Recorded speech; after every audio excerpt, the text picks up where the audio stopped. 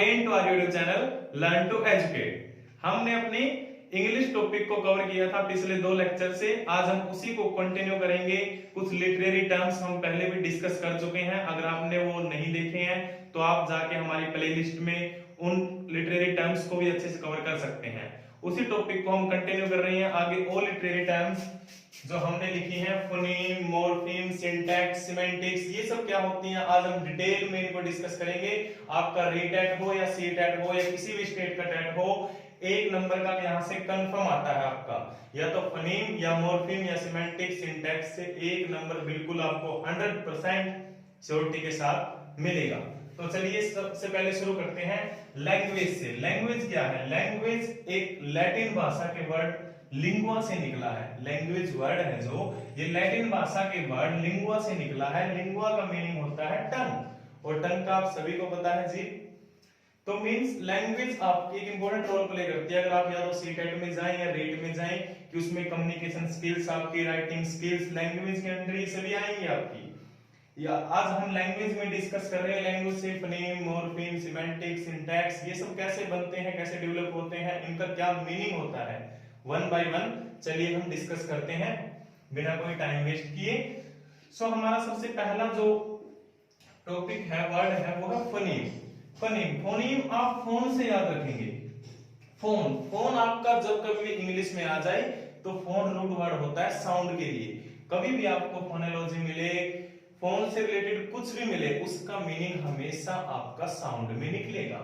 सो phoneme क्या होता है? Smallest unit of sound. Sound की सबसे छोटी यूनिट फोनीम कहलाती है। साउंड की सबसे छोटी मीन्स आप जो भी बोलते हैं उसकी छोटी से छोटी यूनिट, जैसे ए, बी, सी। आप अकेला कोई भी अल्फाबेट तो देखिए आप नहीं कहेंगे, क्योंकि अल्फाबेट में तो एक आते हैं, आपको पता है 26 होते हैं आपके लेटर्स इंग्लिश में। तो उनमें से ए, बी, सी जो भी हैं आपके ये फोनीम कहलाते हैं। या फिर आप कह सकते हैं च, फ, थ, ट।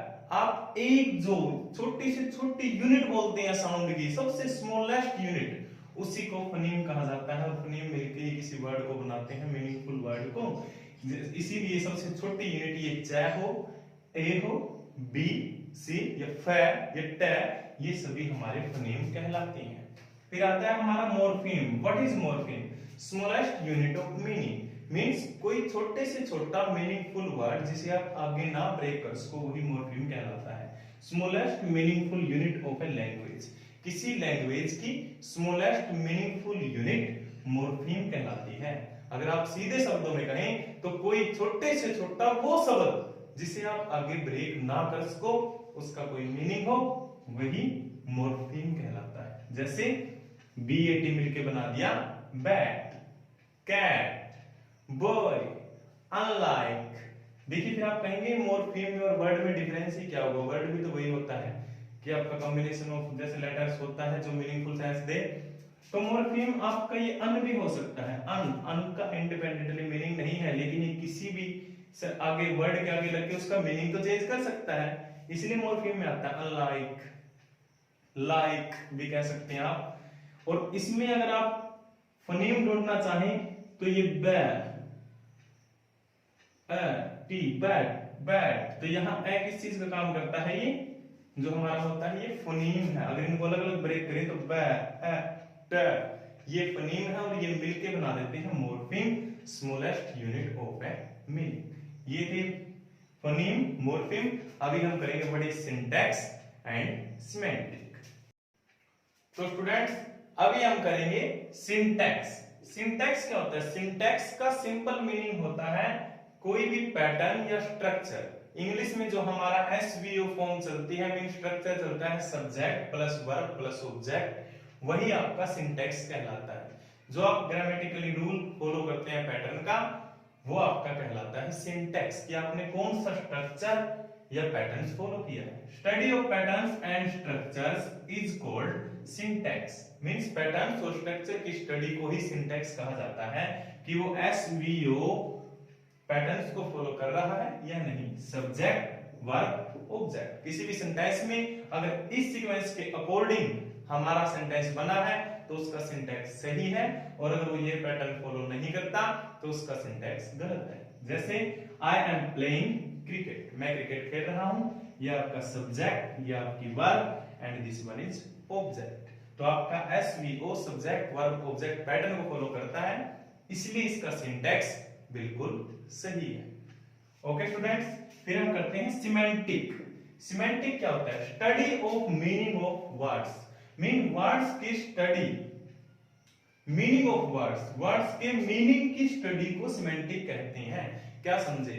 किसी सिंटैक्स तो था हमारा ग्रामेटिकली रूल फॉलो कर रहा है या नहीं कोई भी सिंटैक्स, उस ग्रामेटिकली रूल फॉलो करने में जो वर्ड्स आए हैं उसका मीनिंग उसकी सेंस में सही अर्थ दे रहा है या नहीं दे रहा है, क्या उसका यूज सही हुआ है सेंस वाइज या फिर नहीं हुआ है। जैसे आप लेसन में पढ़ते हैं और वैसे हम मोस्टली पढ़ते ही हैं, मैडम राइड्स ए बाइसिकल, मैडम बाइसिकल चलाती है। देखिए पहले इसका सिंटैक्स देखिए, सब्जेक्ट वर्ब एंड ऑब्जेक्ट, ये आपका पैटर्न तो फॉलो सही कर रहा है सिंटैक्स के अकॉर्डिंग, बट क्या हमारा वर्ड ठीक है? राइड्स, राइड्स ठीक है। अगर मैं यहाँ पे ड्राइव्स कर देता, मैडम ड्राइव्स ए बाइसिकल, हमारा पैटर्न सही रहता, सिंटैक्स सही रहता कि मैडम ड्राइव्स ए बाइसिकल। ड्राइव्स में भी वर्ब आई है वही, लेकिन ड्राइव आपको पता है चलाना होता है। जैसे आप 4 व्हीलर को चलाते हैं, कार हो सकती है आपकी,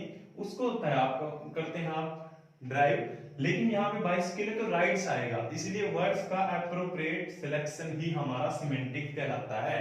जैसे आपने सुना होगा माय फादर इज एक्सपायर्ड, या उसका फादर एक्सपायर हो गया है, उसका ब्रदर एक्सपायर हो गया है। एक्सपायर वो होते हैं जिसकी पहले से डेट फिक्स हो, जैसे आपकी मेडिसिन दवाइयां, आदमी की डेट फिक्स नहीं होती, इसीलिए कहना गलत होता है। हाँ आप ये कह सकते हैं कि ही इज पास्ड अवे, उसके या फिर उसकी डेथ हो गई है, ही इज डाइड, लेकिन आप ये कहते हैं एक्सपायर हो गया तो उसका वर्ड मीनिंग सेंस सही नहीं देता।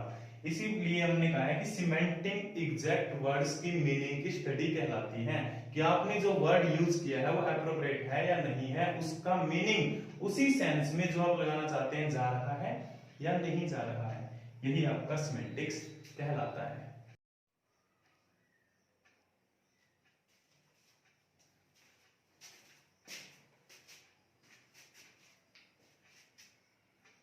तो फ्रेंड्स ये थी हमारी कुछ लिटरेरी टर्म्स जो एग्जाम के पॉइंट ऑफ व्यू से रीटेट हो या सीटेट हो बहुत ही मोस्ट इंपोर्टेंट थी, जिसमें हमने किया फोनीम, मॉर्फीम, सिमेंटिक, सिंटैक्स। एक बार क्विक रिवाइज कर लेते हैं।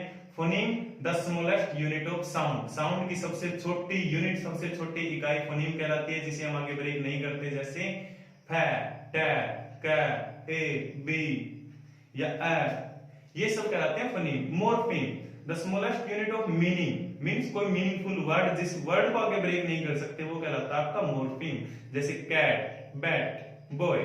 फिर हमने किया सिंटैक्स। सिंटैक्स होता है आपका ग्रामेटिकली कोई सेंटेंस स्ट्रक्चर, उसका पैटर्न सही है या नहीं है, क्या वो subject plus verb plus object की फॉर्म को फॉलो कर रहा है या नहीं।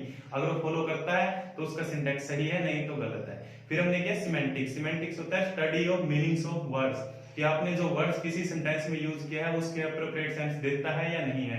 अगर उसकी सेंस एग्जैक्ट वही है जिस सेंस के लिए वो यूज किया गया है तो वो सिमेंटिकली करेक्ट कहलाता है, और अगर नहीं है तो सिमेंटिकली हम उसे रॉन्ग कहेंगे। उम्मीद करता हूं आप सभी को समझ आया होगा। अगर आपको फिर भी किसी वर्ड्स में कोई प्रॉब्लम है लिटरेरी टर्म्स में तो आप कमेंट कर सकते हैं, आपके कमेंट का रिप्लाई जरूर किया जाएगा। Thanks for watching, keep supporting, please subscribe and share my YouTube channel. Okay friends, thank you so much.